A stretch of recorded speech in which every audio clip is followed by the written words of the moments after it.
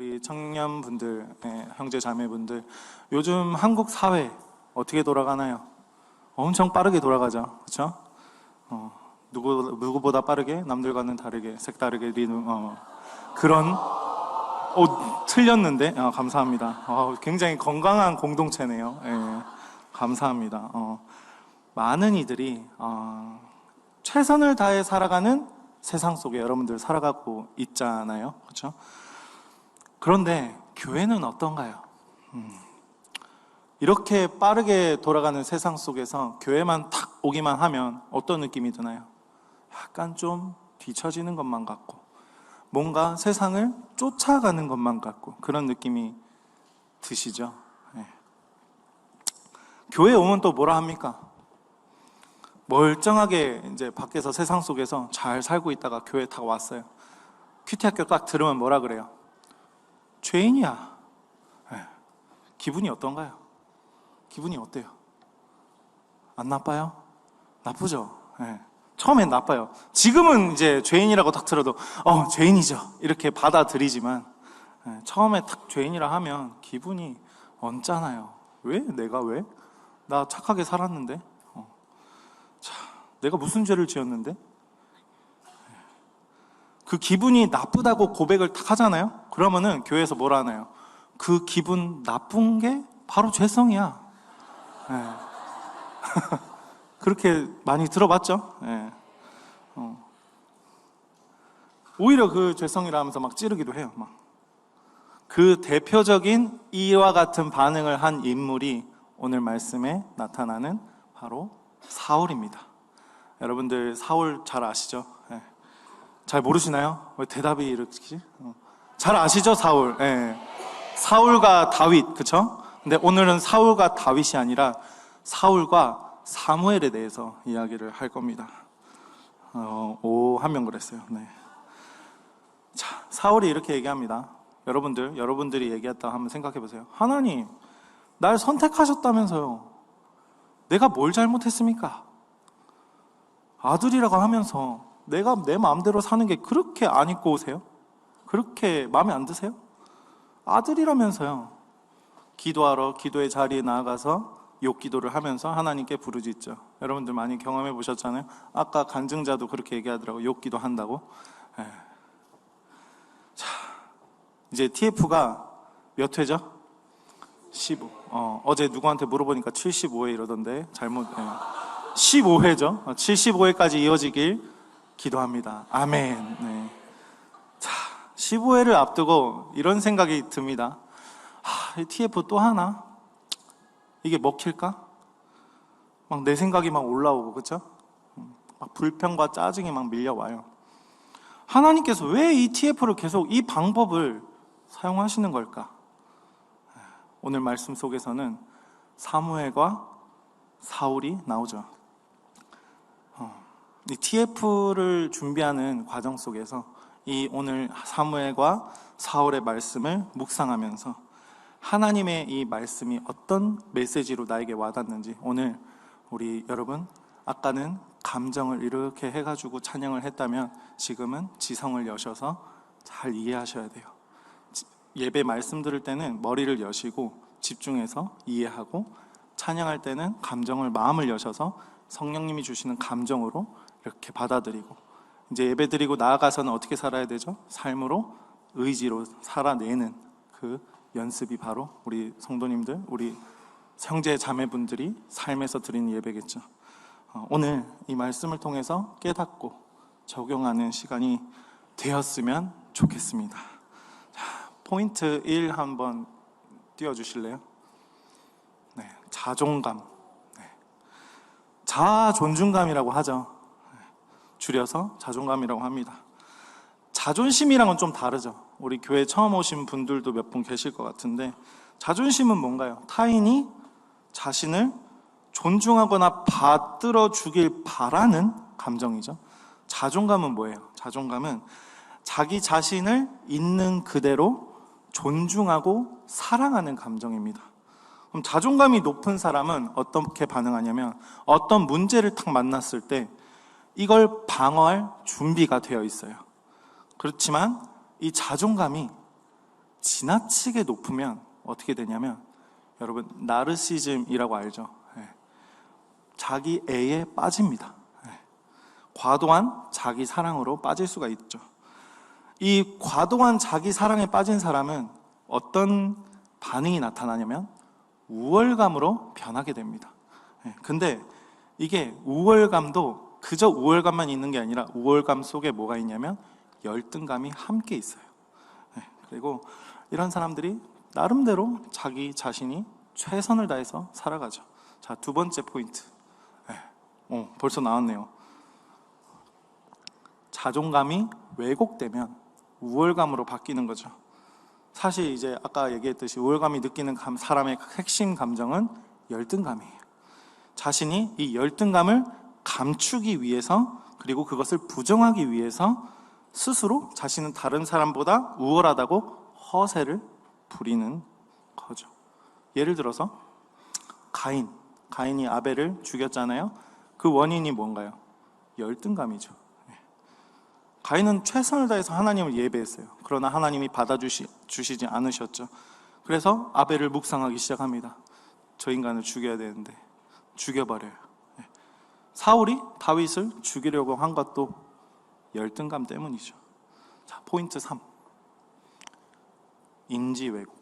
자, 여러 가지 인지 왜곡의 내용들이 있어요. 흑백 논리, 과일반화, 정신적 여과, 긍정 격하, 이런 거 어려운 단어들인데, 인지 왜곡의 종류는 정말 다양해요. 누군가를 투사하기도 하고, 그죠? 오해하기도 하고. 요즘 세상 사람들 엄청 바쁘게 살아가잖아요. 아까 얘기했듯이 누구나 게으른 사람이 없어요. 요즘 게으른 사람 찾기 힘들어요. 아닌가요? 네. 함께하는 교회는 좀 다른가요? 자기 나름대로 최선을 다해서 살아가고 있습니다. 그런데 어떠한 열심을 가지고 살아가잖아요. 근데 그 사람 모두 다가, 우리 모두 다가 인지 왜곡은 조금씩 다 가지고 있어요. 인정하시죠? 인지 왜곡이 없는 인간은 이 세상에 없어요. 하나님 앞에 서 있지 않는 사람은 특별히 더 인지 왜곡이 심합니다. 더 드러나게 되어 있어요. 그래서 제가 항상 자주 하는 말이 있습니다. 신대원에서도 친한 동기한테 이렇게 얘기했는데, 너 왜 하나님 묵상 안 하고 그 친구 묵상하냐? 저에게도 항상 하는 말이에요. 하노라, 너 왜 하나님 묵상 안 하고 다른 거 묵상하냐? 자, 오늘 아까 이 세 가지, 자존감, 우월감, 인지 왜곡, 이것을 대표하는 인물이 오늘 말씀에 나타나는 사울입니다. 사울은 사무엘상 9장에 처음 등장합니다. 수요 성경대학을 잘 수강한 분들이라면 이제 구약을 잘 이해하고 있겠죠. 구약이 끝났으니까. 이스라엘 백성이 자기 소견에 오른 대로, 자기 하고 싶은 마음대로 살았어요. 그게 어디죠? 사사기죠. 힘들 때 하나님께 막 부르짖어요. 하나님 도와주세요. 하나님이 사사를 보내주십니다. 해결해 주시죠. 자, 살만해요. 막 자기 마음대로 살아요. 그러면 또 살다 보면은 위기가 또 찾아와요. 하나님 도와주세요. 이거의 무한 반복이 바로 사사기예요.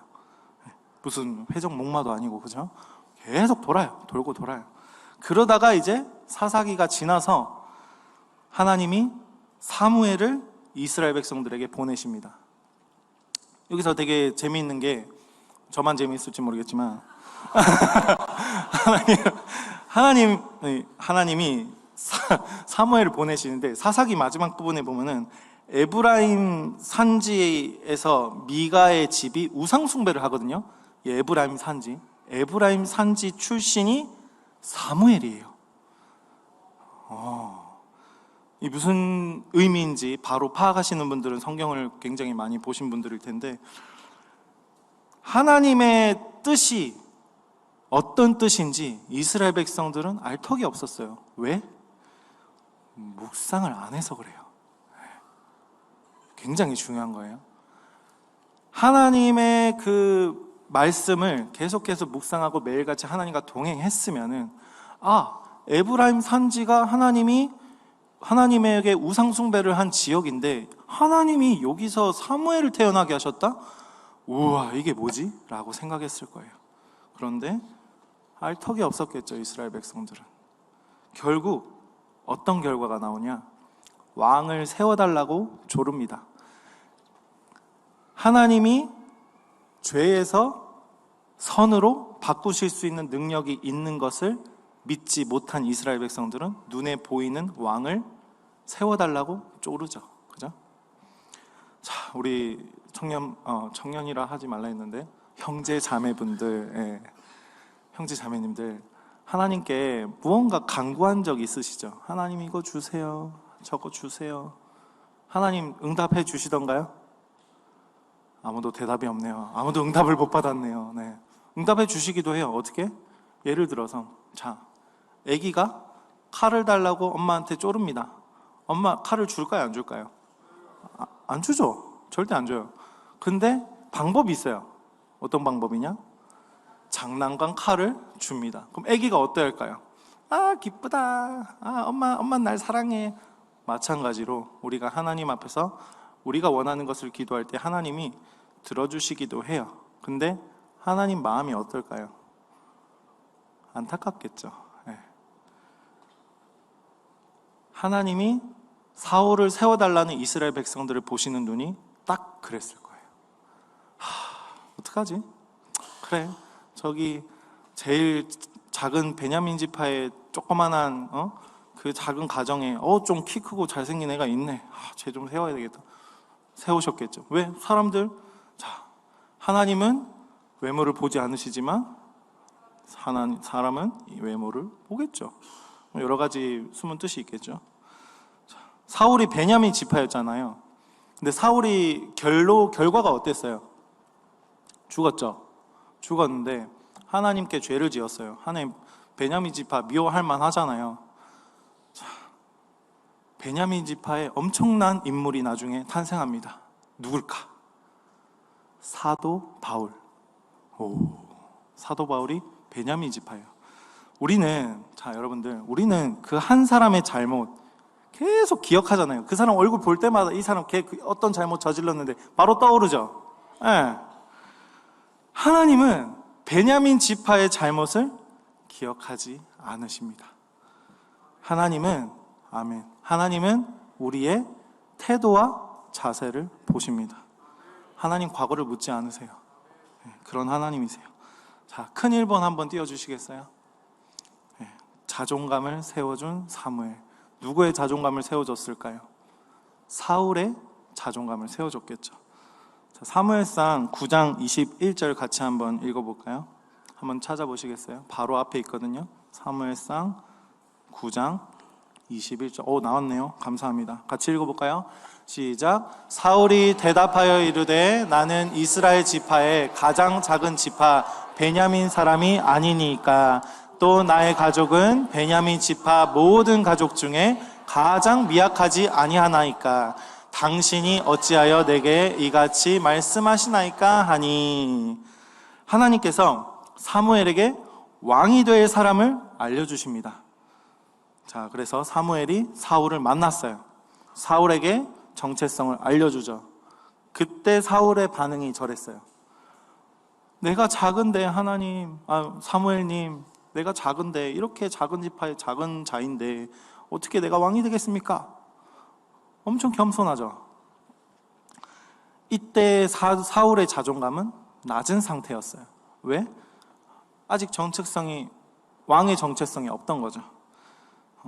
나는 이스라엘 지파의 가장 작은 베냐민 지파 사람이 아니니까. 사울의 가족은 심지어 베냐민 지파 중에서도 가장 미약하다고 스스로 말하고 있습니다. 아주 자존감이 낮은 상태죠. 사울은 근데 당시에 사람들보다 머리 하나가 더 있을 정도로 키가 컸잖아요. 제가 최근에 키를 재보니까 182.7이던데 아무튼 감사합니다. 네. 자, 허우대는 멀쩡해요. 그쵸? 허우대는 멀쩡한데 내면은 어떻다? 자존감이 낮을 대로 낮아져 있어요. 제가 11년 전에 함께하는 교회에 왔거든요.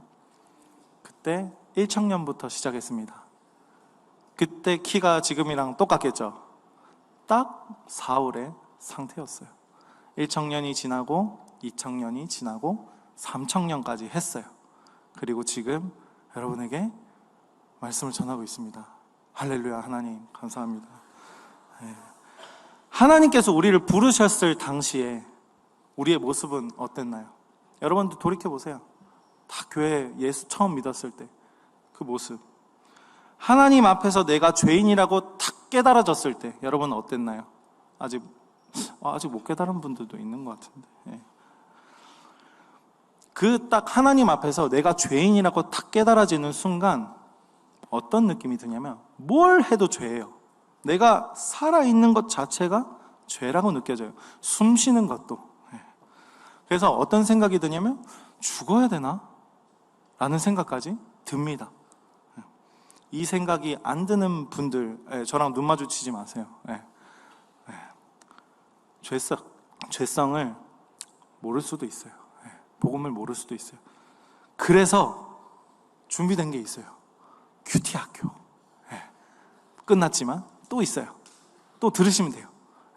남들에게 알려주기 싫은, 난 아직 모르겠는데, 큐티 학교 들으세요.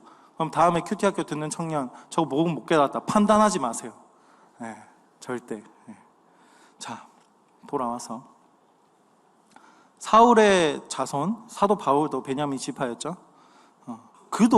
사도 바울도 하나님 앞에서 죄의 문제에 시달렸었어요. 처음 들으신 것 같은데, 자, 로마서 7장 보시면은 안 틀어주셔도 돼요.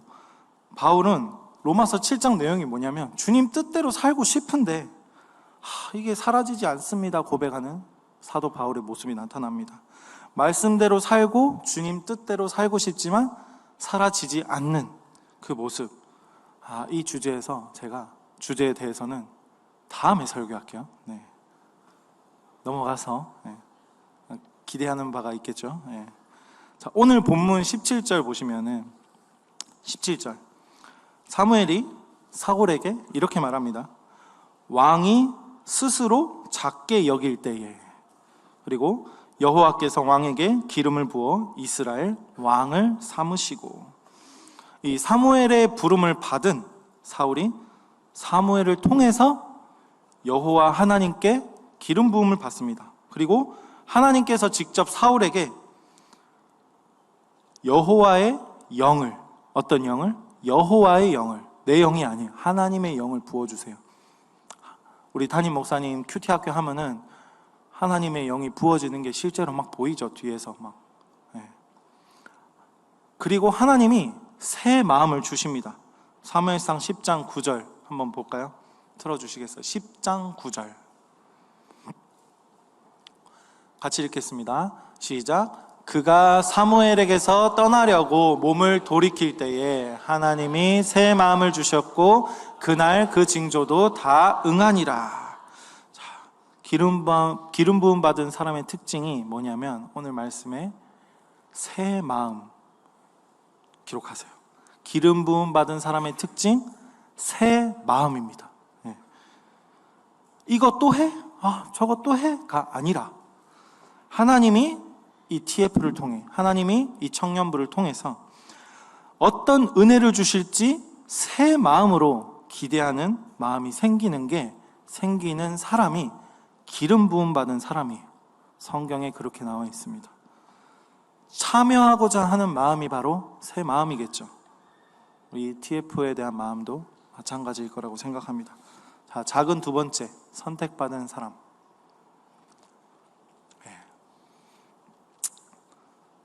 사무엘이 기름 부어서 사울이 왕이 되었어요. 기름 부음 받은 것은 하나님이 선택하셨다는 증거죠. 하나님이 선택한 사람이라는 정체성이 생기면 뭐가 생긴다 그랬죠? 자존감이 생긴다 그랬습니다. 그런데 아직 이제 사울이 왕으로 이렇게 하나님이 선택하셨는데 인정하지 않는 사람들도 있었어요. 성경에 나옵니다. 그때 하나님의 영이 사울에게 크게 임해서 사울이 암몬과의 전투를 해서 암몬을 이깁니다. 그제서야 백성들이 사울을 인정합니다.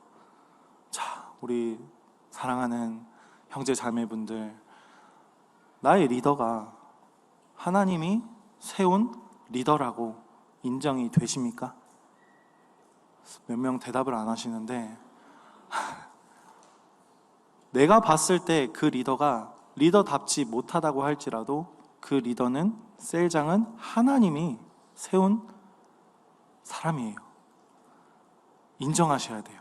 네. 아멘. 네. 자, 셀원들에게 제가 말합니다. 셀장이 셀장다워야 인정할 건가요? 아니죠. 하나님이 기름 부으신 자리인 거를 인정하지 못한 사람 꼭 있어요. 자, 셀장들에게 말합니다. 셀장도 깨어있지 않으면 사울과 같은 선택을 하게 됩니다. 깨어있는 방법이 뭘까요? 묵상과 기도, 예배, 훈련, TF에 참여하는 것 등등 있겠죠. 자, 사울은 백성들에게 인정을 받아서 길갈에서 왕으로 세움 받습니다. 그리고 나서 사무엘이 이제 사울 왕에게 통치권을 위임합니다. 그리고 사무엘은 물러나죠. 자, 3번. 시간이 너무 빨리 지나가네요. 영적 자아의 부재. 사울이 왕이 되었어요. 이제 사울이 왕의 직무를 시작합니다.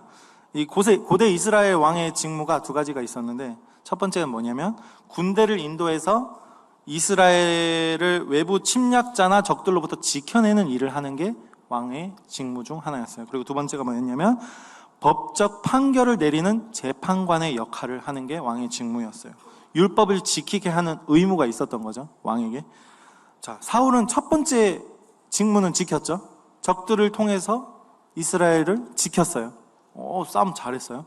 근데 두 번째 직무, 스스로 지키지 못했죠. 두 번째 직무 뭐라 했죠? 율법을 지키는 것. 하나님의 말씀, 사무엘을 통해서 하나님의 말씀이 주어졌을 때 그 하나님의 말씀을 지키지 못했어요.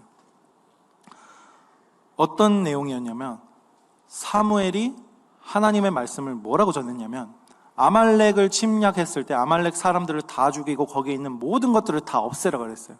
그런데 사울이 뭘 남겼죠? 소와 양을 남겼어요. 그 거짓말하고 변명하는 것 좀 이따가 이어서 말씀드릴게요. 다 죽이라는 것. 어떤 이제 새 가족이 교회에 오면은 하나님 사랑이라면서요, 왜 다 죽이라 하죠?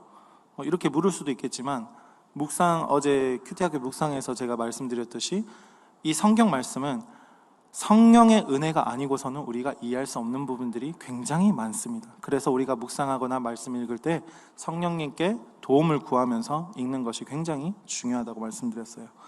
레위기 27장 29절에서는 이렇게 나와 있습니다. 온전히 바쳐진 그 사람은 다시 무르지 못하나니 반드시 죽일지니라. 우리 레위기 묵상했었죠. 레위기 묵상에서 이 말씀이 나와요. 이게 무슨 말이냐면, 사람을 죽이는 것에 대해서 이스라엘 백성이 허용하는 게 아니에요. 굉장히 제한되어 있었거든요. 이 경우는 뭐냐면, 첫 번째로 전쟁에서 모두 멸하라는 내용이에요. 하나님의 명령이에요. 이스라엘 백성이 적의 성을 함락하고 모두 멸하라는 하나님의 말씀일 경우에 모두 멸하라, 이 의미고, 두 번째는 뭐였냐면 범죄자들에 대한 사형 집행일 경우에 이 말씀이 적용이 됩니다.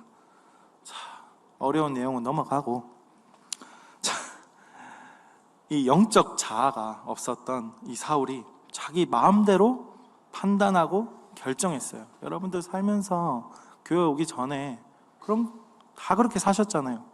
우리 다 사울처럼 살았잖아요. 저만 그랬나요? 네. 어제 큐티학교 때도 말씀드렸지만, 묵상하지 않으면은 금방 예전의 삶으로 돌아갑니다. 네. 자기 편한 대로, 자기 소견에 옳은 대로. 이게 사사기 아닐까요? 맞죠? 사울이라는 왕이 딱 세워졌어요. 근데 이 왕의 수준이 어때요? 왕의 수준이 사사기 수준인 거예요. 네. 말씀은 우리가 이 묵상은 기본이잖아요. 항상 교회에서, 함께하는 교회에서는 묵상 강조하죠.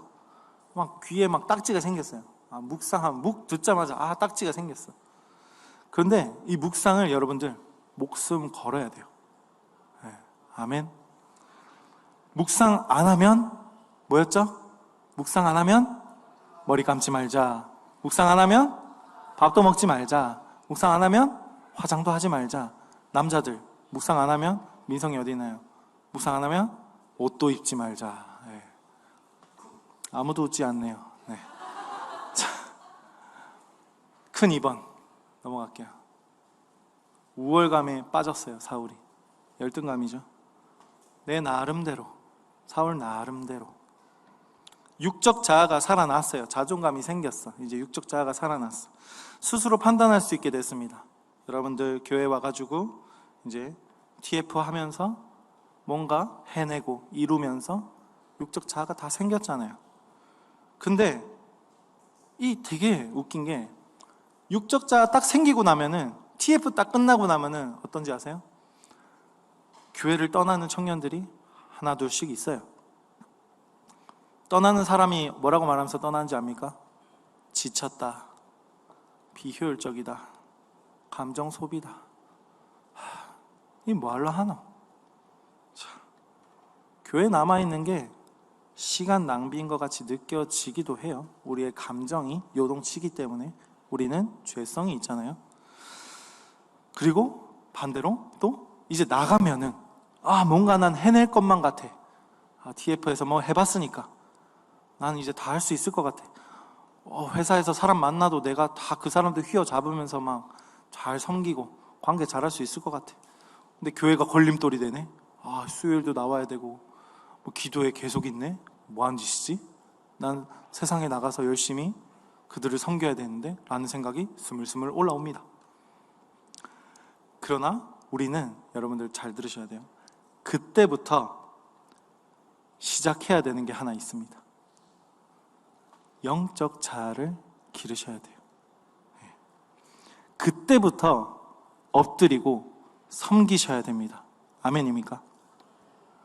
사울을 왕으로 세우신 분이 누구죠? 하나님이시죠. 나를 함께하는 교회로 보내주셔서 구원받게 하신 분이 누구죠? 하나님이시죠. 예수 그리스도의 피를 통해서, 예수 그리스도의 십자가와 부활을 통해서 우리가 그 믿는 믿음을 통해서 우리가 구원을 받았습니다. 여러분들, 세상에 조직으로 다니는 무서운 형님들도 의리는 있어요. 교회 청년들은 너무 의리가 없어요. 새끼손가락 하나 자르고 나가세요. 다시 생각해 봅시다.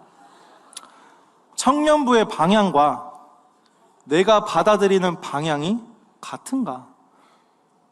여러분들 조직에 들어오신 겁니다. 지금부터 이 청년부는, 지금 요즘 청년부는 육적 자아랑 영적 자아를 동시에 기르려고 해요. 보니까. 자, 새끼손가락 이제 보여주시면 이제 나가지 말란 뜻이에요. 그런데 요즘 새가족들 보면은 육적 자아가 엄청 이제 다 발달된 새가족들이 많이 찾아와요. 그런 새가족 보면서 이제 영적 자아가 갓 생긴 리더들은 이제 그런 새가족을 보면서 어떤 마음이 드냐? 눌려요. 품지 못해요. 이 반짝이는 새가족들을 갓 영적 자아를 눈을 뜬 리더들은 품어줄 줄 알아야 돼요. 기다려줄 줄 알아야 돼요. 아무리 뛰어난 새가족이라 해도 1년은 좀 누리게 해주세요. 내 나름대로 하는 게 아니라 청년부의 방향에 맞춰서 가야 됩니다. 여러분들, 사무엘의 말을 간과한 사울의 결과를 여러분들 잊어서는 안 됩니다. 자, 2번 거짓말. 우월감에 빠진 사울은 거짓말도 서슴없이 하게 됩니다. 사무엘상 15장 13절 마지막 부분에 뭐라고 나와 있냐면, 내가 여호와의 명령을 행하였나이다 하니 나와 있죠. 뻔뻔스럽게 거짓말을 하고 있어요. 이게 무슨 내용이냐면, 하나님이 다 쓸어 엎어버리라 하셨는데, 없애라 하셨는데, 사무엘이 뭐라 하고 있죠? 내가 여호와의 명령을 행하였나이다. 행하긴 개풀. 거짓말하고 있는 거죠. 뻔뻔스러워요. 자, 여러분들 리더 모임 하시잖아요. 요즘 뭐 리더 모임에 셀번들도 참여하고 그런다는데, 리더 모임에 자, 묵상 점검을 하죠. 예를 들어서 한다 칩시다. 묵상 점검을 합니다. 갑자기 막 폭탄이 날라왔어요. 묵상했어요? 묵상했어요? 자, 평소에 묵상을 안 하다가도 리더 모임 전날에는 묵상을 꼭 합니다. 자, 리더 모임 전날에 한 주치 묵상을 하기도 해요. 뭘 물어볼지 모르니까. 간사님이 뭘 물어보실까? 이번 한 주 동안 묵상하면서 느낀 점 말해봐. 자, 막 얘기하죠. 자, 간사님 들어요? 모를까요? 알죠? 이 사람이 진짜 묵상을 했는지. 간사님 아시죠? 네.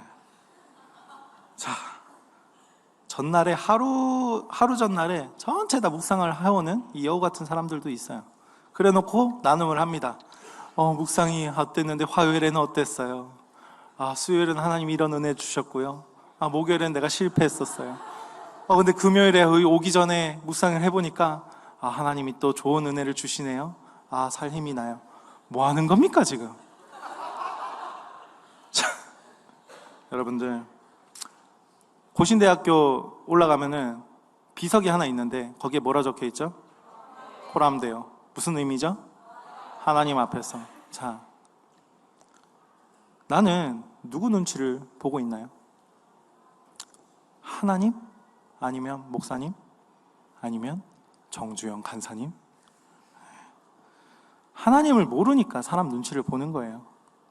그렇다고 눈치 안 보는 게 하나님을 믿는 게 아니에요. 오해하시면 안 돼요. 막 눈치 안 보고 막 이러면 안 돼요. 그거 아니에요. 네. 하나님을 알면은 하나님이 세우신 사람의 말을 신뢰하게 됩니다. 그 하나님이 세우신 사람을 신뢰하게 됩니다. 속이고 거짓말하는 것보다 차라리 정직한 게 나아요. 노력해 보지도 않고 못했다고 너무 당당하게 말하는 것도 좀 개념이 없지만은 거짓말하는 것은 본인 스스로의 영을 더 망하게 하는 길이에요. 차라리 못하면 사람들 앞에서 부끄럼 당하는 게 빨리 돌이킬 수 있는 엄청 빠른 길이에요. 위로는 누가 해주시냐면 하나님이 해주세요. 믿고 기다리시면 됩니다. 자상을 추천합니다. PPL. 자, 3번 변명. 거짓말에 이어서 사울이 변명까지 해요. 막 심각하죠. 답이 없어요. 사울은 2번에 걸쳐서 변명을 합니다. 물이 있나요? 감사합니다. 15절과 21절에서 변명을 하는데 사무엘이 14절에서 묻습니다. 제가 읽어드릴게요. 내 귀에 들려오는 양의 소리와 소의 소리는 어찌 된 거냐? 이게 무슨 내용인가요? 사울이 양과 소를 남겨두었다는 소리겠죠. 사울이 이렇게 대답합니다. 가장 좋은 가축을 남겨둔 겁니다. 하나님을 위해서. 무슨 뚱딴지 같은 대답인지. 동문서답이죠. 이어서 이제 16절 보시면은 사무엘이 이렇게 말합니다. 가만히 계시옵소서. 부산말 재밌더라고요. 그 장모님이 가만히 있어봐리 이러더라고요. 항상 뭘 이렇게 김치를 꺼내다가 가만히 있어봐리 난 가만히 있는데. 농담이에요. 여호와께서 사무엘이 이렇게 얘기하는 거예요. 가만히 있어봐리. 여호와께서 너 겸손할 때 왕으로 삼지 않았냐? 그리고 너한테 뭐라 했는데? 아말렉 사람만 다 죽이라 했나? 아니잖아. 거기 있는 거 모두 다 없애라 했잖아. 사울이 이때라도 뉘우쳤으면 얼마나 좋았을까.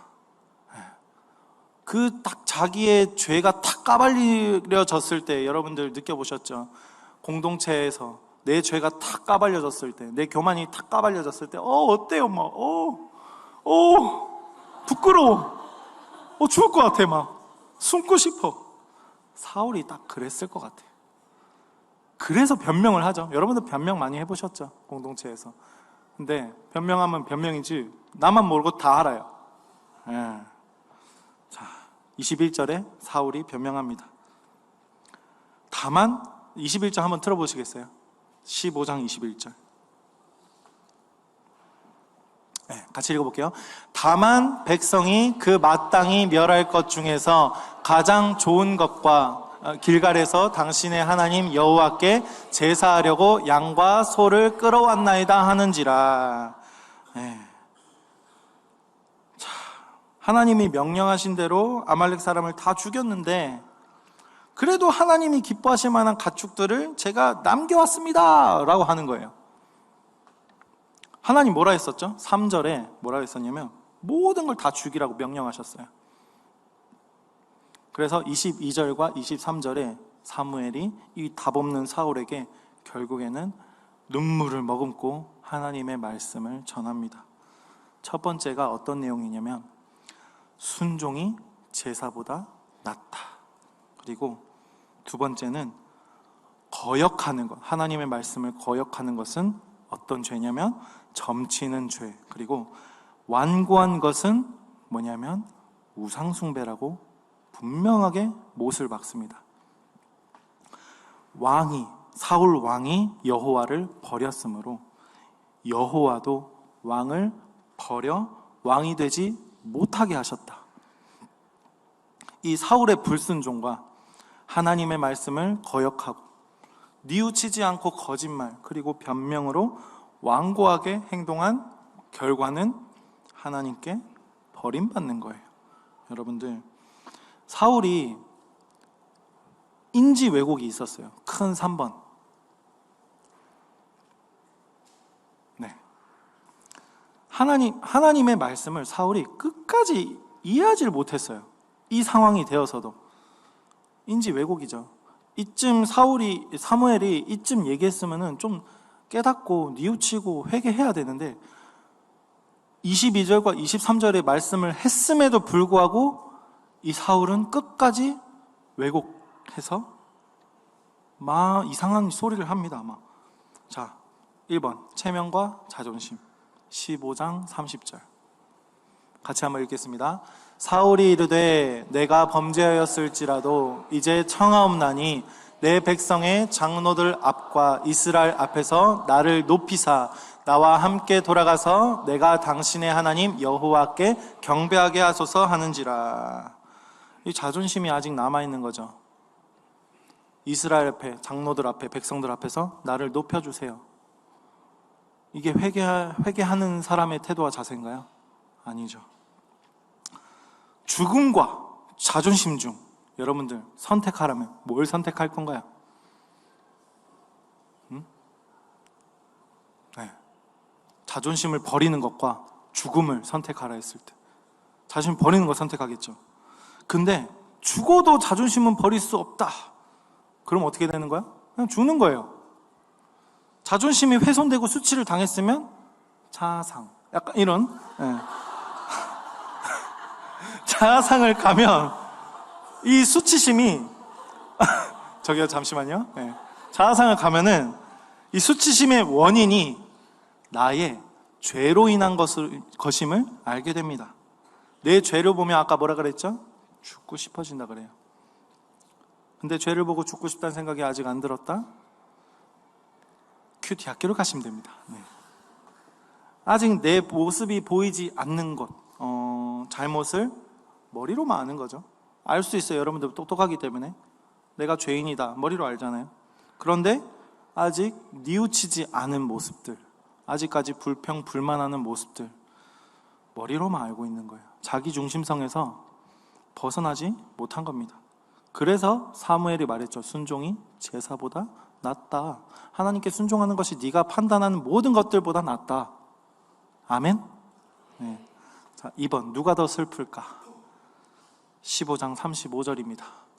같이 읽겠습니다. 사무엘이 죽는 날까지 사울을 다시 가서 보지 아니하였으니 이는 그가 사울을 위하여 슬퍼함이었고 여호와께서는 사울을 이스라엘 왕으로 삼으신 것을 후회하셨더라. 자, 사무엘이 죽는 날까지 사울을 보지 않았어요. 왜? 슬퍼서. 자기가 기름 부어 세운 왕이에요. 하나님이 이 사울을 이제 버렸다 했을 때 사무엘의 마음이 어땠을까요? 어쩔 수가 없는 거예요. 하나님이시기 때문에. 그래서 너무 슬픈 거예요. 내 마음 같아서는 다시 기회를 주고 싶고 다시 왕으로 세우고 싶고 내가 기름 부었는데, 여러분들 담임 목사님의 마음도 마찬가지일 거예요. 우리 마음도 마찬가지예요. 교회에서 여러분들이 섬김 받고 훈련 받으면서 사람답게 잘 컸어요. 내가 멀쩡한 182.7. 거울을 보니 내가 멀끔해 보여요. 아마 살맛나 이제. 표정도 좋아졌어. 얼굴 색이 시꺼먼 데서 이제 밝아졌어요. 세상 사람들 막 날 칭찬하기 시작해요. 여러분들, 그때가 시작이에요. 그때가 엎드려야 될 시작이에요. 그런데 교회에서 나가요. 막 미치겠어요. 왜 나가는지. 나가는 순간 어떻게 되냐면, 여러분들 묵상이 끊기잖아요. 제가 아까 뭐라 했죠? 다시 예전으로 돌아간다. 매일 묵상하고 훈련받고 이 교회에서 프로그램 들으면서 열심히 살았던 게 하나님 은혜인 줄 모르는 거예요. 내가 해냈던 것이라고 착각하는 거예요. 세상에 나가서 살아봅니다. 이 자존감 가지고 나갔어요. 탁. 관계 열심히 잘 할 수 있다. 근데 살아보니 이 자존감이 뭘로 바뀌냐? 우월감, 가로 열고 열등감, 가로 닫고. 세상의 가치관으로 다시 바뀌어요. 그리고 교회를 오해하기 시작해요. 함께하는 교회 때문에, 함께하는 교회 때문에. 리더들의 안타까워하는 마음을 알 리가 있을까? 그렇게 결국 다시 세상으로 돌아갔다가 다시 교회 와가지고 큐티학교 듣는 분들 굉장히 저는 많이 봤어요. 그런데 다시 돌아온 분들은 진짜 돌이킬 수 있었다는 그 성령님의 인도하심에 감사하셔야 돼요. 그래서 다음 주 감사헌금 하세요. 결론이에요. 결론입니다. 내가 만든 하나님, 난 최선을 다했어요. 이 정도 하면 하나님 용서해 주시겠지. 나 자신도 속이고 하나님도 속입니다. 여러분들, 자존감에서 우월감, 열등감, 인지 왜곡으로 바뀌는 이 죄성. 하나님, 저는 최선을 다했어요 라고 말하지만 그 말은 사울의 변명과 다를 바가 없습니다. 방향을 모르는 최선은 망하는 지름길입니다. 교회의 방향이 내가 생각하는 방향과 다를 때 순종이 제사보다 낫다라는 사무엘의 말을 꼭 기억하셨으면 좋겠습니다. 이해가 되지 않아도 순종, 이해가 돼도 순종 하는 지혜로운 청년들이 되었으면 좋겠어요. 두 번째, 순종이 제사보다 낫다. 두 번째, 순종하지 않는 사울을 하나님은 버리셨죠.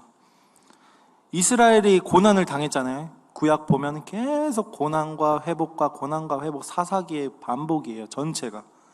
근데 언약은 이어져 왔습니다. 맞죠? 왜 그럴까? 하나님께서 그 언약에 신실하시기 때문이죠. 첫 번째. 그리고 그 언약에 신실하신 하나님께서 그 하나님의 언약을 사람을 통해 이어지게 하셨어요. 오늘 우리에게 함께하는 교회 이 청년부에 하나님의 말씀이 선포됐습니다. 하나님은 함께하는 교회를 알고 계세요, 여러분들. 그런데 여러분, 열심히 섬기고 하나님 앞에 딱 갔어요. 나중에 하나님이 이렇게 말하시면 어떡해요? 그 구서동, 금정구 구서동에 함께하는 교회 나 아는데, 근데 너는 누구냐? 하나님 앞에 딱 섰을 때 여러분, 하나님 그렇게 말하시면 어떡할 거예요? 함께하는 교회를 통해서 말씀이 이어지고 언약이 이어지기를 하나님 원하십니다. 아멘. 언약을 알기 위해서는 우리가 말씀을 배워야 돼요. 예배에 참여하셔야 돼요. 함께하는 교회 프로그램에 하나님이 허락해 주신 이 TF에 참여하셔야 되고 동참하셔야 됩니다. 자, 적용입니다. 오늘 이 말씀 들었잖아요. 자, 이 말씀을 딱 듣고 1번 틀어주세요. 누구에게 적용해야 하는가? 지금도 내 모습 보지 않고 이 말씀을 들어야 할 누군가가 생각나지는 않습니까? 그게 바로 죄의 결과예요, 여러분들. 지금은 여러분들 이 말씀을 들으면서 내 모습을 보셔야 돼요. 남들 생각할 필요가 없어요. 그거는 하나님이 하세요. 말씀 들을 때 내 모습 보셔야 됩니다. 제발요. 네. 말씀을 묵상해야지 다른 사람을 묵상하시면 아니 됩니다. 네. 2번, 사무엘의 말에 순종합니다. 사울은 사무엘의 말에 순종하지 않았죠. 결과는 뭐였나요? 버림받았죠. 하나님께서 세우신 리더의 말에 순종하셔야 됩니다. 내가 리더의 말에 순종하는 이유, 하나님이 세우셨기 때문입니다. 뭐라고요? 내가 리더의 말에 순종하는 이유는 뭐라고요? 하나님이 세우셨기 때문입니다. 리더의 자질을 따질 필요가 없어요. 내 눈에 부족해 보이더라도 순종하는 것이 하나님께 순종하는 겁니다. 여러분, 하나님을 꼭 믿으셨으면 좋겠어요. 내 걱정, 내 불안, 내 초조, 마음을 내려놓으세요. 부정적인 생각이 들 때는 여러분들 이 TF 할 때도 부정적인 생각, 이거 왜 하노? 이 좀 이상한데, 진부한데 생각이 들 때 꼭 같이 생각하셔야 되는 건 뭐냐면 대안을 생각하세요. 대안을 생각하시고 불평하세요. 좋은 대안이 생각나지 않는다면 순종하셔야 됩니다.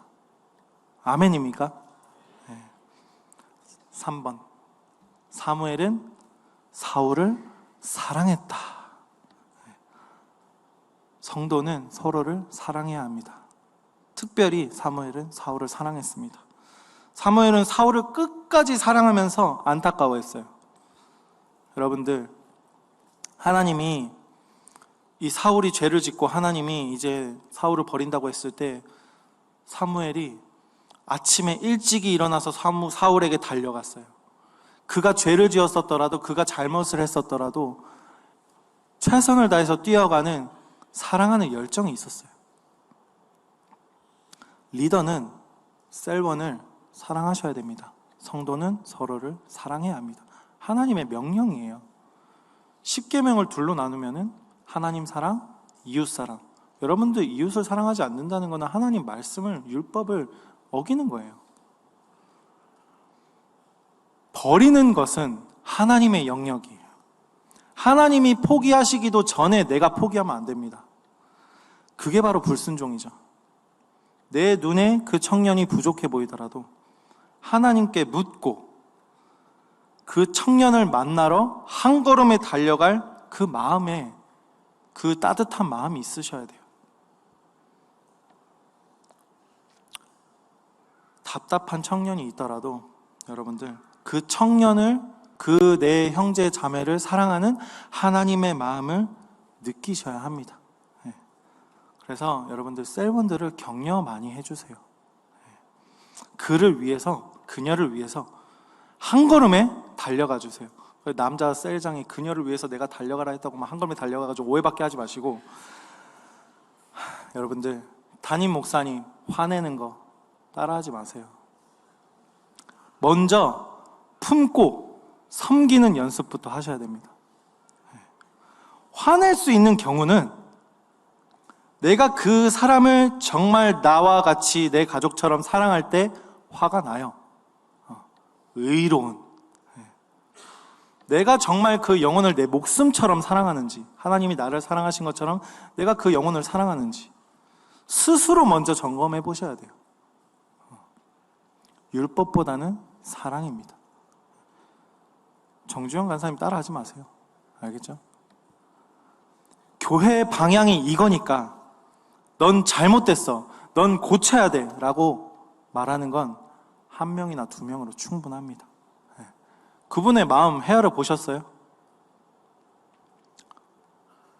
얼마나 십자가 지고 하시겠어요? 청년들이, 여러분 형제 자매들이 머리가 나빠서 불순종하는 게 아니거든요. 마음이 없어서예요. 그렇잖아요. 진짜 머리가 나쁜 분도 있나? 네. 웬만하면 품어주고 기다려주세요. 호통치는 것은 목사 한 분, 간사 한 분 충분합니다. 네. 간사의 마음 헤아려본 적 있습니까? 즐겁겠습니까? 네. 목사가 되지 않으면 목사의 마음 모르고, 간사가 되어보지 않으면 간사의 마음 몰라요. 이 자리에 서보지 않으면 몰라요. 네. 지금까지 이 함께하는 교회 청년부가 이어져 온 것만으로도 사실 하나님의 은혜죠. 여러분들 이 뒷자리가 꽉 채워지는 날이 있길 기도합니다. 네. 위에까지도 불 다 켜고. 네.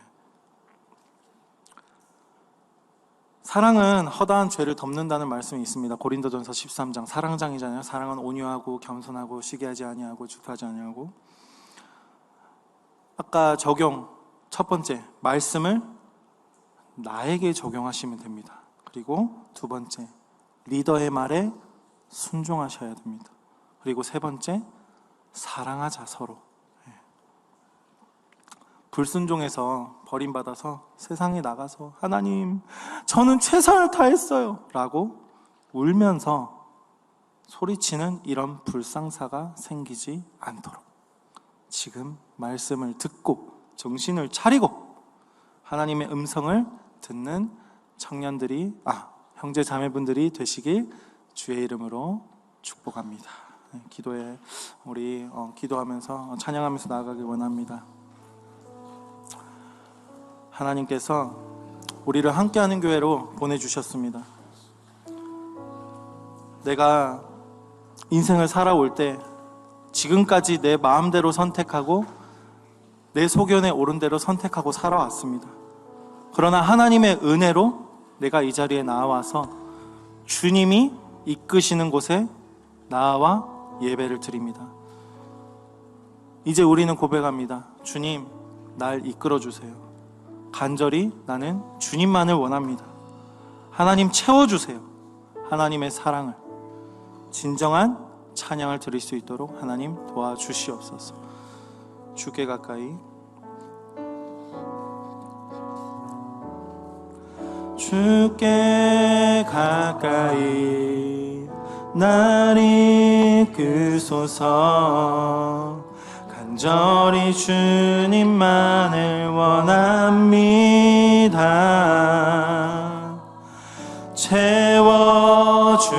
채워주소서.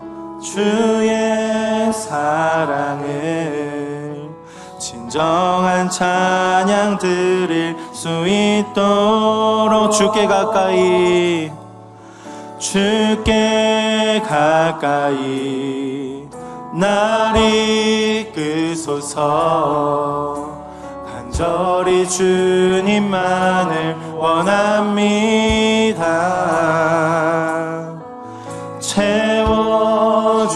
채워주소서. 주의 사랑을 진정한 찬양 드릴 수 있도록. 목마른 나의 영혼, 목마른 나의 영혼 주를 부르니 나의 맘 만져 주소서. 주님만을 원합니다. 더 원합니다. 나의 맘 주소서. 우리 다시 가사를 묵상하시면서 주께 가까이 나와 우리 찬양할 때는 감정을 여셔야 합니다. 감정을 열고 성령님 초청합니다 하는 마음으로 우리 찬양했으면 좋겠습니다. 주께 가까이.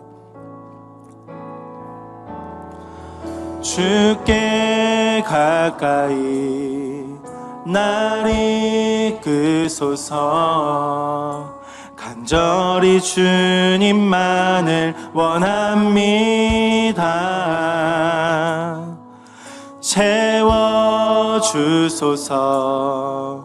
주의 사랑을 진정한 찬양 드릴 수 있도록 주께 가까이, 주께 가까이 날 이끄소서. 간절히 주님만을 원합니다. 채워주소서. 주의 사랑을 진정한 찬양 드릴 수 있도록. 목마른 나의 영혼, 목마른 나의 영혼 주를 부르니 나의 마음 주소서. 주님만을 원합니다. 더 원합니다. 나의 맘 만져 주소서. 아버지 하나님, 이제는 내 생각에서 빠져 사는 것이 아니라 하나님께 눈을 들어서 하나님을 보길 원합니다. 하나님이 나의 마음을 움직여 주시고, 하나님이 나의 생각을 붙잡아 주시고, 하나님이 삶으로 살아가는 나의 삶을 주여 인도하여 주시옵소서. 하나님, 우리에게 성령을 주시옵소서. 내게로부터 눈을 들어.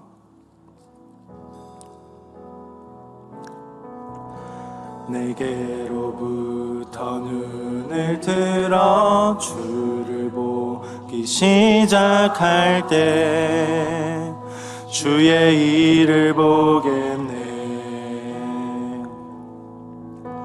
내 작은 마음 돌이키사 하늘에 꿈꾸게 하네. 주님을 볼 때 모든 시선을 주님께 드리고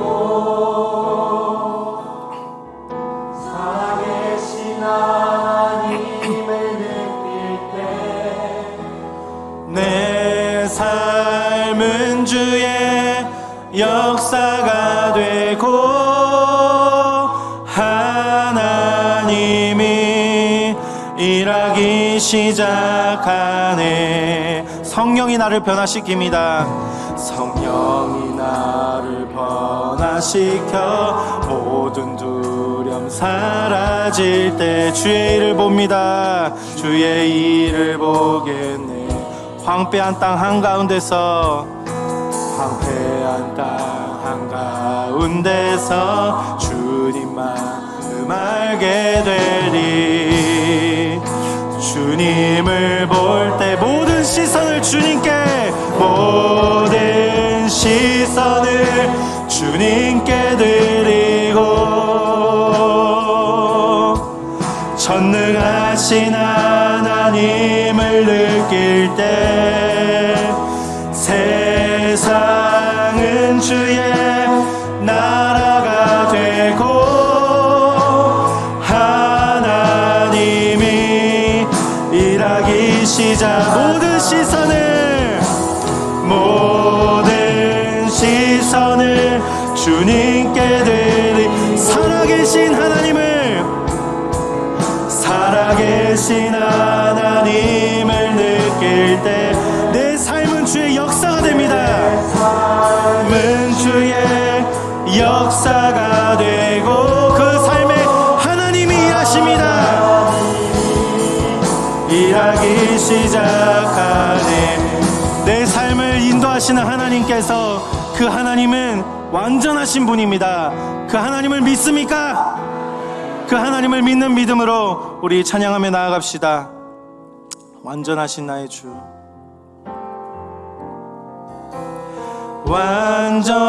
완전하신 나의 주, 의의 길로 날 인도하소서.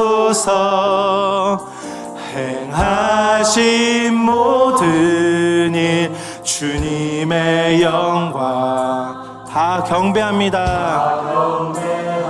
처음부터 다시 하겠습니다. 완전하신 나의 주, 완전하신 나의 하나님은 완전하십니다. 의의 길로 날 인도하소. 이 곡조 있는 기도를 믿으십시오. 하신 모든 일 주님의 영 다 경배합니다. 다 경배 예배합니다. 아버지 예배합니다. 찬양합니다. 예배하십시오. 날 다스리소서. 예배합니다. 예배합니다. 찬양합니다. 주님 홀로요. 예배합니다. 아버지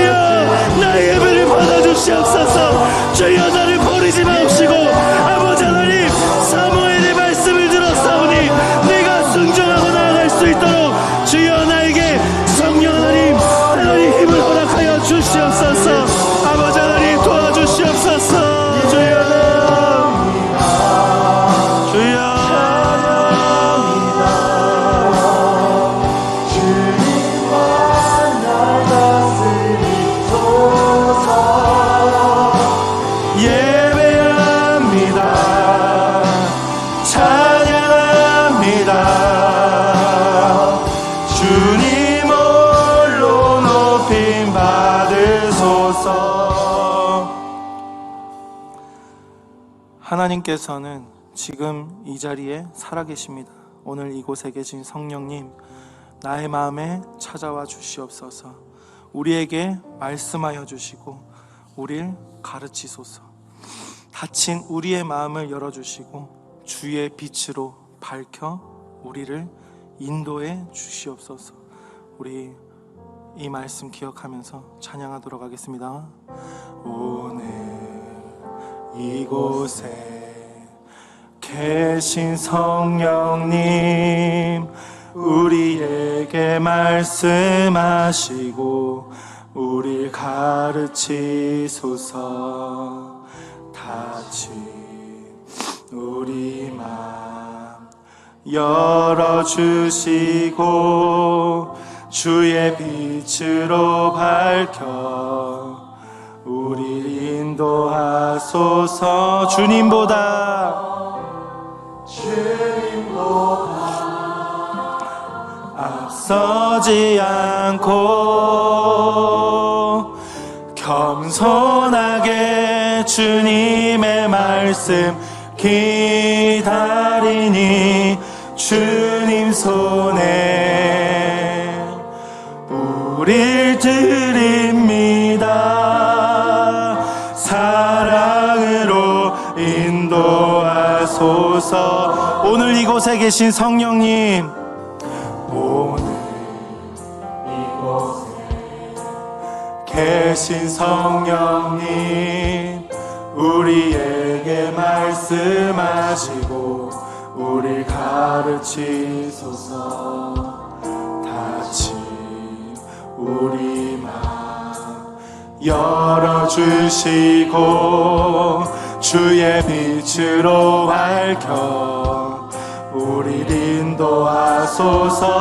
주님보다 앞서지 않고 주님보다 앞서지 않고 겸손하게 주님의 말씀 기다리니 주님 손에 우릴 드립니다. 사랑으로 인도하소. 주님보다 앞서지 않고 주님보다 앞서지 않고 겸손하게 주님의 말씀 기다리니 주님 손에 우릴 드립니다. 사랑으로 인도하소서. 우리 기도하길 원합니다. 하나님보다 앞서지 않고 하나님 말씀에 순종하는 우리가 되길 원합니다. 아버지 하나님, 우리가 사울이 되지 않고 사무엘의 말씀을 순종하는 우리로 살아갈 수 있도록 성령 하나님 도와주시옵소서. 이 말씀 가지고 우리 주여 세 번 외치시고 기도하라고 하겠습니다. 주여, 주여, 주여.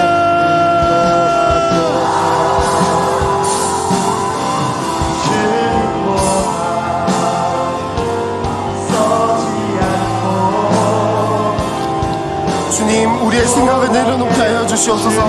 주님, 우리의 판단과 우리의 경험과 하나님 우리의 그것들을 다 내려놓고 주 앞에 맡겨드리기 원하오니 주님, 우리의 생각을 붙들어 주시옵소서.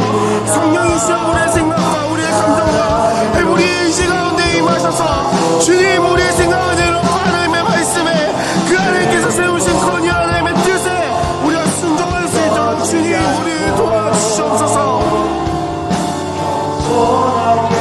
주님의 말씀 기다리니 주님 손에 우리 드립니다.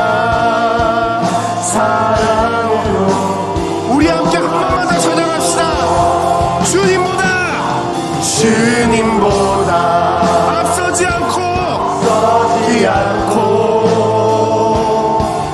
겸손하게 주님의 말씀 기다리니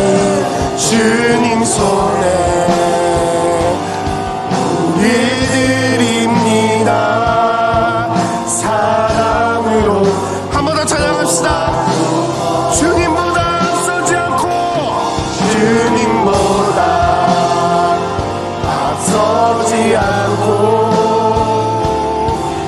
겸손하게 주님의 말씀 기다리니 주님 손에 우리 드립니다.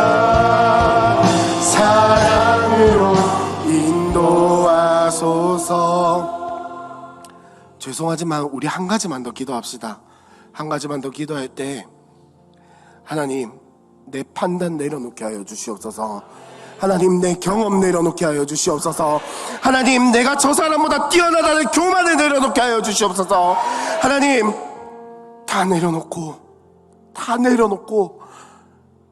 내가 하나님 말씀만을 붙들기 원합니다. 하나님 사랑만을 붙들기 원합니다. 나에게 약속하신 그 언약의 말씀을 붙들기 원합니다. 주님 내가 내려놓고 성령에게 순종하겠습니다. 내 안에 계신 성령의 빛에 순종하겠습니다. 순종할 수 있는 마음을 주시옵소서. 나를 도와주시옵소서. 나를 붙들어 주시옵소서. 우리 주여 한번 간절히 부르시고 기도하겠습니다. 주여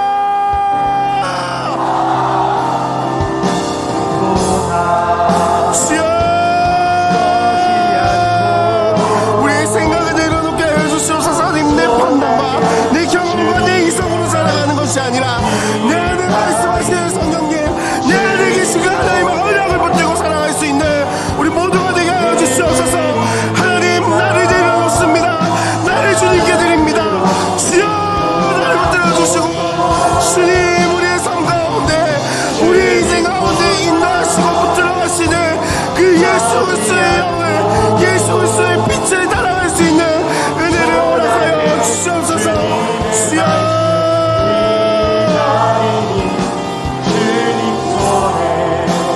주여 우리의 삶을 인도하여 주시옵소서. 하나님 나를 인도하시는 그 하나님의 손길을 하나님의 음성을 듣게 하여 주님 내 안에 계셔 주셔서 참 감사합니다. 지금도 나와 함께 하여 주시고 지금도 우리 가운데 예배를 받으시며 좌정하여 주셔서 감사합니다.